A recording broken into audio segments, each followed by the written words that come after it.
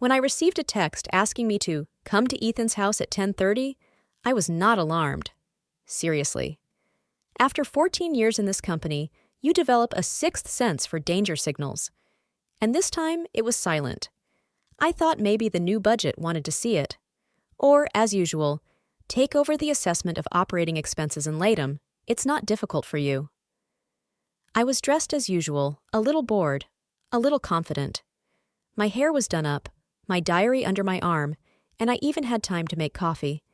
Just another day on Stonebridge's autopilot.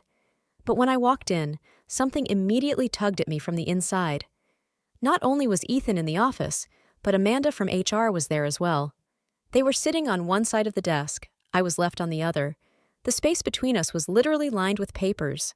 I sat down. Ethan didn't even look up. He just pressed a button on his tablet and immediately started talking. "Sarah, first of all, thank you. Thank you. You have made a huge contribution. But we are now in a transformation phase. We need new flexibility. We need a new approach. And we've decided to end your role in the company. End. Not stop. Not reduce. End. Like a function. Like a cable that no longer carries current. No offense," he added. "Just time to move on." I didn't answer. Not because there was nothing to say, but because in moments like this, all the words have already been written by others. In presentations, in internal mailings, in soft offboarding policies. Amanda handed me an NDA. Everything was standard. Non-disclosure, loyalty, compensation, 6 months of health insurance. A clear hint. We'll pretend it's not a humiliation if you pretend it's not too. I took the pen. And as I was signing, I saw something on the big monitor screen out of the corner of my eye that made my hand involuntarily freeze in mid-motion. In the corner of the report was a mark that looked familiar. D10X. D10X was a code I had once invented to test the system. It was simple, unremarkable, but I left it as a trap. If someone tried to do something to circumvent the rules, this code would be accidentally activated. It shouldn't have appeared anymore. I removed it long ago when we switched to a new platform, but now it has reappeared. And this means only one thing. Someone is tampering with the system exactly where they shouldn't be. I signed it, not because I agreed to it, but because I wanted to get out of there as fast as my mind would allow. "Thank you again," Ethan said. His voice was completely flat. It was as if he wasn't saying goodbye to the man who had kept the company afloat through 3 crises. I walked out, slowly, without looking back. The NDA folder in my hands was heavier than my briefcase. At the reception desk, I was greeted with a smile from Lisa, the receptionist, but it was short and a little guilty. I went outside, breathed in the air, and for the first time in a day, I felt free. But not from the company, not from Ethan, but from myself, the one who had chosen to remain silent for years. Because as long as you're in the system, you're part of it. But as soon as you leave, you see it completely differently. When I returned home, it was as if someone had turned the volume of all the sounds up to maximum. The refrigerator was humming like a transformer. The clock in the kitchen was ticking like a metronome at an interrogation. Everything was unbearably loud. And only inside was absolute silence. I sat at the table in my small homework area, my back to the window, and stared at the laptop that had been my second body for so many years. No official access. It had already been deactivated. But I had copies. Local copies. Archived. Old backups from the first version of our system. Back then, I was building everything from scratch, and I kept the insurance. Not for revenge, but for purity of logic. I opened a directory that I hadn't touched in years. Legacy_V2_final, DWH_dump, extract_17Q1_rework. The same D10X code was part of my tests when we implemented automatic invoice reconciliation. I created a dummy transaction with a unique hash to see if the platform could detect and reject it. But when we switched to the new system, I removed this trap. On purpose. I manually cleaned the tables, checked the cache, and made sure it wasn't breathing. And now, it's alive. I don't know why that particular fragment of the report on Ethan's monitor caught my eye. Maybe it was a coincidence, or he left it there on purpose. But seeing my own code that someone seemed to have activated was like seeing my own handwriting in a forged signature. I opened the system schematic. The D10X bypass was supposed to trigger a conditional payment transaction, bypassing the review, but without any actual action. Just a ping signal for self-checking. If someone managed to connect a real payment template to this mechanism, I didn't know who exactly did it. But I knew another thing. No one but me could have found this scheme without access to the first development protocols. And that's what made me remember. Not the present. The past. 7 years ago. I received a report with delays in the payment chain. Small amounts. Not that someone was stealing millions. But a buffer suddenly appeared between the supplier and the bank. A gasket. A company that was not in the registers. I made an inquiry and immediately received a call.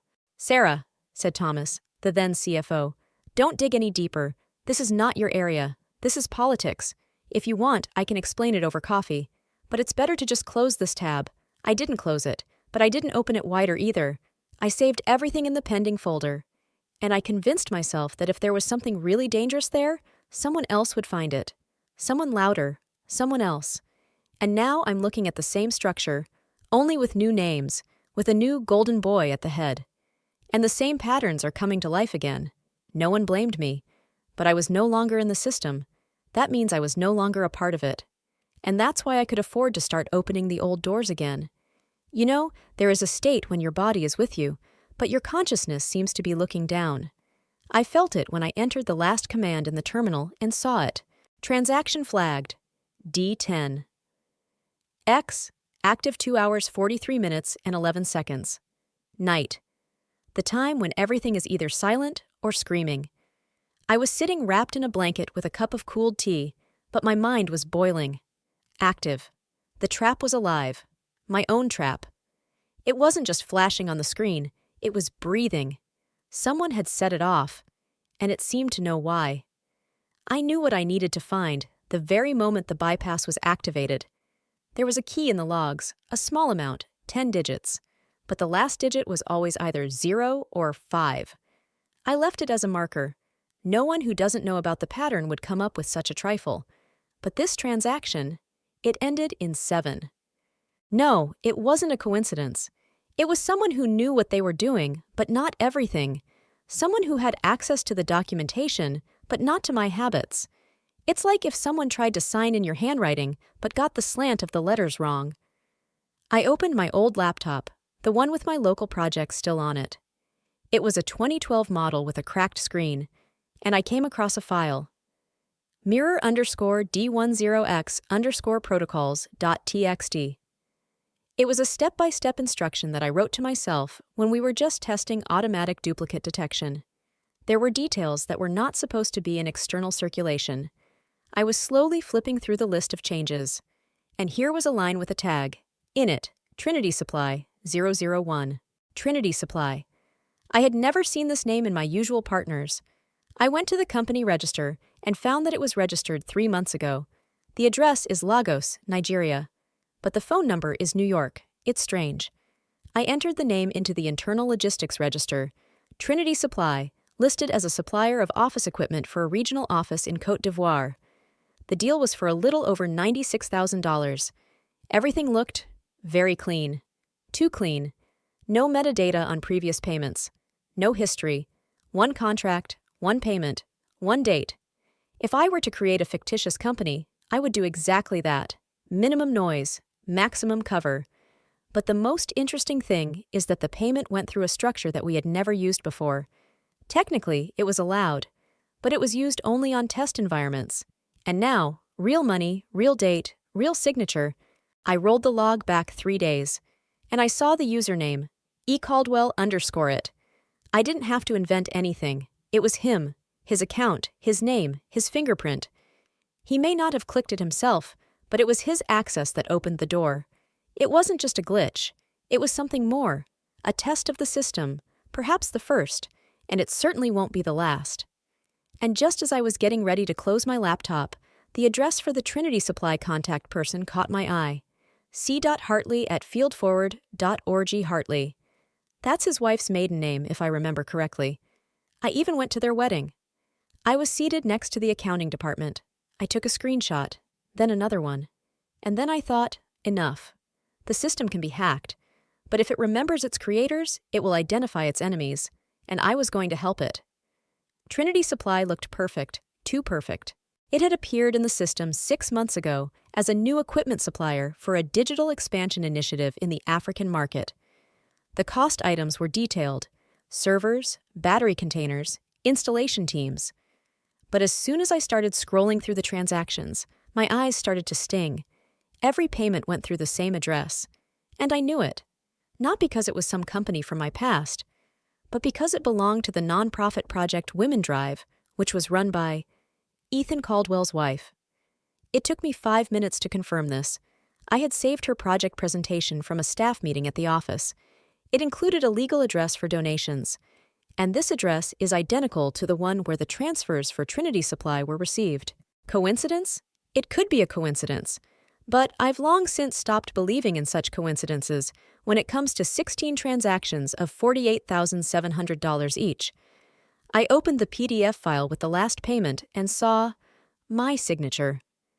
It was a little off, too straight as drawn.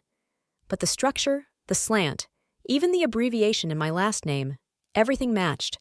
It was my signature. Only it wasn't mine. I had been forged. I was sitting in the dark with only the light of the monitor flashing in front of my face, and for a moment I thought it was some kind of strange simulation. But this is not a movie.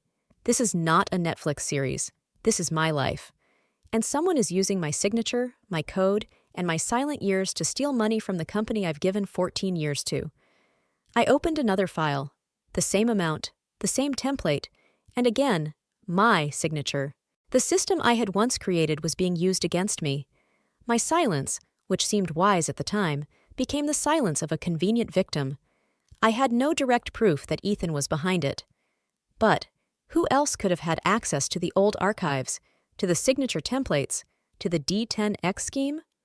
All those things were buried with the previous system, and only the new CFO could pull them out, or authorize someone to do so under his login. The silence in the room was so tight that I thought I could hear the laptop's processor working. I knew that one more step and I would cross the line. From a mere former employee, I would become the one conducting the internal investigation, without access, without a mandate, without insurance. But I also knew that if I decided to remain silent again, no one would be able to fix it a second time. The first thing to go was access to the cloud archive. Not by mistake, no. I knew what errors look like in the system. It was a deletion. Then my colleagues stopped responding, and those with whom I had worked for 10 years suddenly had no time. One of them didn't even pick up the phone. He just sent a smiley face in response to my request. A smiley face. HR wrote back the next day. It was formal. The tone was polite, but between the lines it read, "Have you transferred access to internal servers to unauthorized persons?" The request concerned my login, not someone else's login. It was mine. It was obvious. Ethan is not just trying to cover his tracks. He wants to change history itself. He wants to turn me from a professional who has been protecting the company's financial stability for 14 years into a threat, into someone unreliable, the old guard who had to be removed to make way for a new breath. I quote almost verbatim from his speech at the general meeting, but I was already prepared for this scenario. I didn't know how far he would go, but I knew I needed a digital duplicate of everything I had already found. I encrypted the archive, saved it on 2 flash drives, and uploaded a copy to the cloud under a fake account. The flash drives are in my pocket. The other is in an envelope in my sister's mailbox, in case something goes completely wrong. In the meantime, there is silence. Suspicious, sticky silence. As if the sound had been turned off in the room, but the game hadn't stopped. I checked another company from the same transaction list. The name was Krellin Consulting. The website exists, but all the texts are written by a generator. And the photo of the director was taken from a stock photo. I checked it through a reverse search. He also appeared in a shampoo commercial in 2016. Another ghost. Another invoice. Another signature. Mine. Ethan wasn't just laundering money. He was doing it in my shadow. But then I realized something else. I wasn't fired because of my age, style, or outdated methods. I was fired because I was the only one who understood how the system was built, and who can find something in it that shouldn't be there. In the evening, when the windows in Stonebridge's offices had long since gone out, I sat with my laptop on the kitchen table and flipped through the transaction logs as if I were reading a diary. And every page had my name on it. Not directly, but in essence. They wanted to erase me.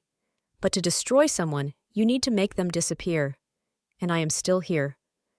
I looked at the number for a long time, just 10 digits on the screen, non-aggressive, ordinary, but they sounded like a gunshot to me.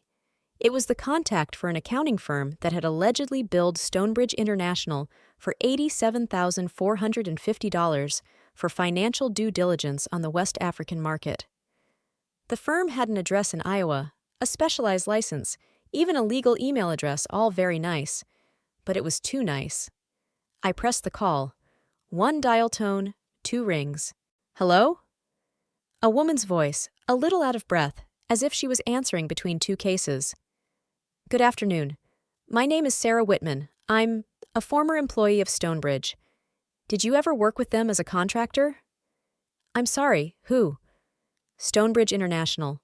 You're listed as a service provider on their internal report. Pause. Then a nervous laugh. You must be confused. I'm Laura, the only employee of LS Bookkeeping. I work with small businesses here in Des Moines. I've never even heard of... How did you say? I felt the air become viscous, not with shock, but with confidence. Thank you, Laura. That was all I needed to know. I had pressed record before the call came in, so I had a copy of the conversation. I also had the screen with the bill, with her logo on it, and my signature. 1-to-1, just like in the 2020 report form. They used a real woman, a real number, a real address. They simply copied her from some basic registry and dragged her into the scheme, hiding behind her legitimacy. I saved the file. I named it proof_1_ls_call.wave. Then another one. Statement_Q4_review_signature mismatch.png. And another one. Template invoice _used for trinitykrillon.xlx. Each name is like a bullet in a store, and I had just started to load it. That same evening, I found 2 more companies with similar data. One invoice was dated the day after I was fired. The other was dated 2 weeks earlier. They acted quickly, as soon as they were sure that I no longer had direct access to the system. But the most interesting thing was in the comment fields. In the related contact section, a name appeared. Amanda R. Caldwell, Ethan's wife, not as a payer, not as an accountant, but as an external coordinator. This is not a coincidence. It's a scheme. Well-orchestrated, cynical, with the illusion of legality. They even kept the style of my wording in the accompanying notes. I stopped. For the first time in the last week, I breathed. Not lightly, but deeply. Just long enough to realize that I was no longer just collecting suspicions. I have a real case. At 9:03 in the morning, my phone lit up. It was just a simple notification, like another app update or some kind of newsletter. But I knew the format. Suspicious Dropbox login from a new location, Prague, Czech Republic. I was hooked. I encrypted this folder separately. Only I knew the password. The IP address was not mine, and not even from my continent. It wasn't hacking in the classic sense. It was a warning. Someone was signaling, "We see you. We're close by." I changed my password. I created a new directory. I named it laconically, Final Evidence / read only / mirrored. 3 copies, 3 different clouds. One external disk hidden in a book box under the false cover of The Art of War. Not paranoia, it's protocol, the same one I once developed for a cybersecurity project at Trinity. I went out to the balcony. Above Manchester, New Hampshire, the sky was clear, with a crisp autumnal air. Below, life was happening. The noise of a driving school a block away. The aroma of coffee from the bakery on the corner. The world went on. The irony is that while I was collecting materials for a corporate bomb, someone nearby was just buying his morning muffin, and he had no idea that there was a tectonic shift nearby. Then again, I got a notification. On my laptop. The sender, internal.audit@stonebridge.org subject. Request for your old activity logs for 2021 to 2023. Dry. Formal. But right on target. These are the years my connections with Trinity Supply and Krellin Consulting. Old cases, outdated documents, but not dead. I didn't answer the phone. Instead, I turned on the VPN, logged into the system, a copy of which I had since the days of testing, as justified in my last technical report. And then I found something that shouldn't have existed. The file? conf_rcp_stbv1.log, activity log, an archive, sewn into a backup directory with dates that did not coincide with official activity. It was not just my name there. There were 3 more. 3 IDs, 3 accounts, 3 people from the compliance department, people I worked with before the pandemic. All of them are officially fired, burned out, gone, disappeared. But the log showed otherwise. Their accounts were active for months after they left. Someone was using their profiles, deployed templates, bypassing my security systems, and then erased the history. This was not a glitch.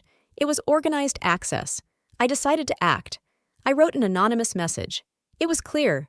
Without emotion, no signature. You may have serious financial vulnerability.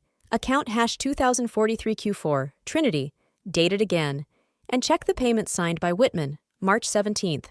The real signature is in the 2020 report. Sent to the official contact of Stonebridge's legal department. VPN, active, IP, disguised as Brazil. Time, 3:41 a.m. Name, not specified. It wasn't a signal. It was a shot. The first one. An hour later, Anya, a former colleague from the financial department, wrote to me, "Did they ask you anything from our side? I got a strange email about some signatures. Ethan is walking around like a wasp without a sting." I smiled, silently, without answering, because that was what I was waiting for. A reaction. They noticed. They were touched. But now, everything changed. I pressed send. I took the first safety net off, and there is no going back. This is no longer a test. This is not an anonymous advice. This is an official move.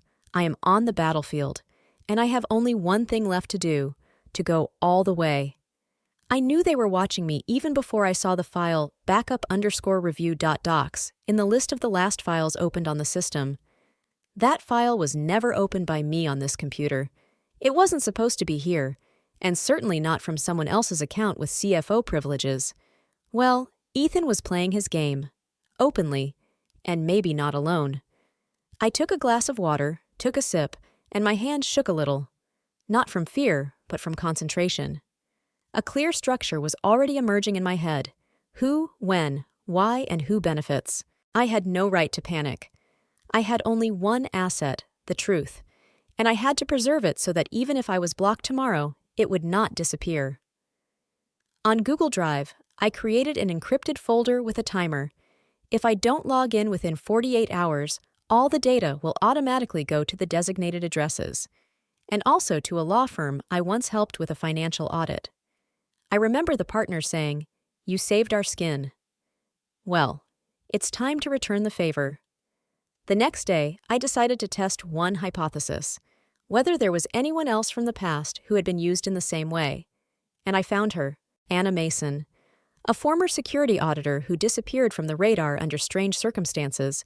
She simply resigned after 11 years, without a fuss, without a word. I remember her, quiet, attentive, and too smart to just give up. I found her profile on LinkedIn. Her last activity was 6 months ago, but there was one trace, a post in which she mentioned an ethical conflict. I sent a message, without any mention of the company or the case. "I worked with you at Stonebridge. There is a topic you may want to discuss. Trust is important, and I'm not asking anything that will put you at risk, but there is something we need to know. Together." She read it, but did not respond.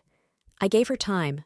That evening, I took it a step further and reached out to an old compliance engineer who had been freelancing since the layoffs. His name was Tom Harris. He was a bit of a grouch, but a genius at spotting bogus data patterns. When I wrote to him, he sent me a smiley face at first. Then he said, "Sarah, I didn't think you were still in the game." I sent him some of the logs, and I asked him to do one thing: see if there were any repeats among ID companies. An hour later, he wrote back, "You don't have 2 fake companies, you have 15. The first letter came first. The subject line was, "Legal Notice, Internal Policy Review." No greeting. No, "We hope you are well." No text at all. Just an attachment. A PDF document with the title, "Preliminary Compliance Violation Assessment." I read it 3 times, without blinking. Each word was like a knife through my retinas. Then I slowly exhaled. So, they started. The first ones. It was not an official accusation. It was not a trial. It was a game, a threat, a hint, prevention. Like, "We see everything, Sarah. We see what you see, and we see what you can do."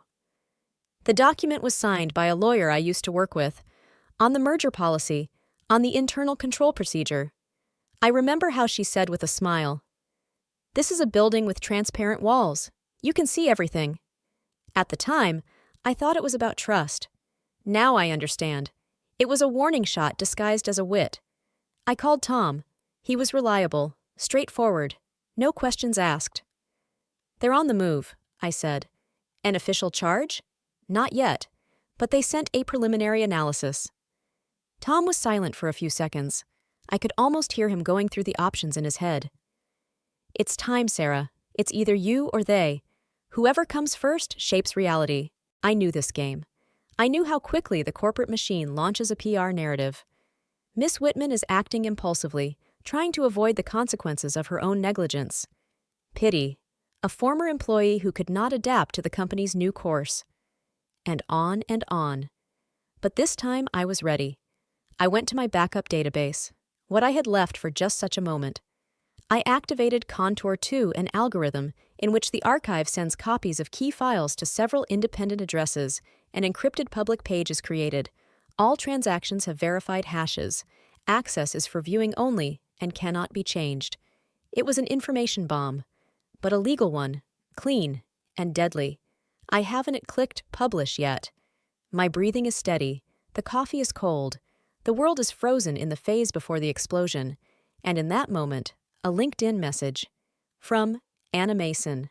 My heart stopped for a moment. I saw the pattern, but then I had no proof. I was forced to leave. "Let's talk, but not here." Below is the address of the coffee shop. New York City, 8 a.m. Monday. I read it twice, slowly. Anna Mason, former compliance officer. A woman who was transferred for personal reasons. But I knew, she saw more than she should have. I looked out the window. The world was the same, but everything had changed. And then I whispered, "Okay, Anna, warm up the coffee. I'm coming." The coffee shop on the corner of 3rd Avenue and 45th Street was old-fashioned, the kind where they bring water without asking, and where the waitresses remember the names of regular customers. She was already sitting there. Anna, a little older than I remembered. She wore a dark coat and had an expression on her face that made me believe that she knew more than she would say out loud. "You have no idea how long I waited for someone else to see this," she said quietly, not looking up from her cup. "They made an idiot out of me. First a puppet, then a threat. And you kept quiet? They made me. An offer of leave with pay, a letter of loss of confidence, and an NDA. But I kept one thing." She pulled out a sheet of paper, an old copy of an internal memo, signed by Ethan himself. "It has been agreed to use a backup verification structure through D10X simulation. The goal is to speed up the withdrawal of funds for third-party vendors to reduce the tax burden." I read this sentence 5 times. Then I read it out loud again. It's not just a roundabout way of saying it. This is a direct confirmation. "And your signature?" "It's been forged, just like yours, and 3 other people who have already been fired." Anna looked at me. "But now, if you're ready, we don't have to be silent anymore." I left the coffee shop without haste, but everything inside me was trembling, not from fear. It was from clarity. At 14:42, I connected to the cloud panel. I activated the silence mode. The page becomes available, but without the newsletter. Only for those who receive a direct link. Next, I opened a new email. Subject: Internal audit. Confirmation of facts. To the Legal Department of Stonebridge & Co., in connection with the discovery of violations of internal procedures and possible fraud, I am providing copies of the following documents for independent verification. I have attached a PDF of Anna's, my archive, the link to the page, and a 4-page checklist, clear, calm, without unnecessary emotions. I pressed send. 17 minutes later, I saw an IP from the legal department visit the page. After 2, another one. After 15, the page was no longer available. Was it blocked? Perhaps. But at the same time, a mailing to 8 predefined addresses was triggered, including former auditors, 2 investigative journalists, and the CEO of a group that owned 37% of the company. Silence. A pause, as if the world was holding its breath. And then, at 4:09 p.m., the phone rang. The number was anonymous. I picked up the phone. A woman's voice. "Miss Whitman, this is the CEO's office. We need to meet, in person, and as soon as possible." I smiled, not with triumph, but with the same clarity, because I knew this is not the end. It was the beginning.